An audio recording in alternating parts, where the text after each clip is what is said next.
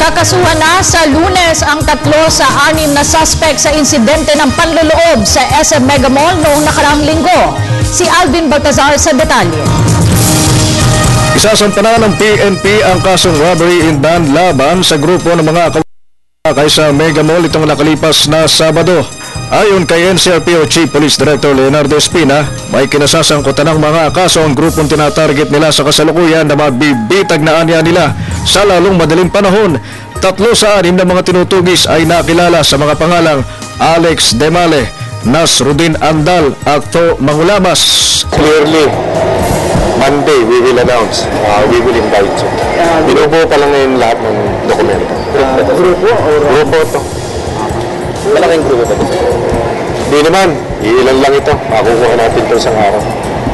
We promise you that. At kasunod ng insidente ng panloloob sa Mega Mall, isang taktikang naisip ng pulisya para maiwasan ang pagsalakay ng mga kawatang gumagamit ng martilyo at makapagnakaw sa loob ng mall.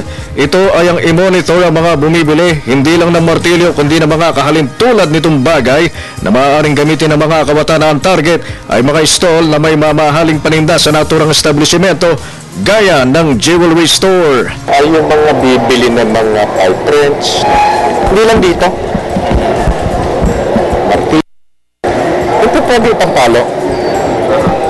Hindi na namin sasabihin kung paano namin gagawin, pero they will be monitored. Kanina ay nagsagawa ng inspeksyon mismo sa Espina sa Mega Mall at dito'y nakita kung gaano kahigpit sinusuri ang dalang gamit ng mga nagsisipasok. At bagamat may counting abala, aprobado naman sa mga customers ang paghihigpit kung kaligtasan naman ang kapalit. Abala siya kasi medyo nagmamadali kami tapos matagal bago makapasok. Tapos yun, pero sa safety naman yun, so okay lang. Okay lang yun.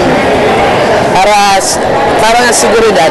Mas maganda kasi mas preferably dahil mas safety sa aming mga namimili. Para sa Telebisyon ng Bayan, Alvin Baltazar.